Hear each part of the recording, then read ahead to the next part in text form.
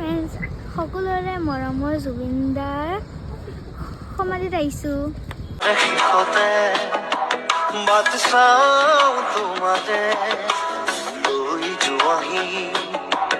আজি তোমাৰ বাতেৰে বাতৰে শেষতে বাট চাও তোমাৰে লৈ যোৱাহি। ইয়াতে এনেদৰে সদায় নাম গায়। জুবিন দাৰ বাবে মানুহৰ ইমান মৰম। আমি ঘৰৰ পৰা অগৰু গছৰবৰীলৈ গৈছিলোঁ। জুবিন দা আমাৰ বাবে সদায় অমৰ হৈ থাকিব।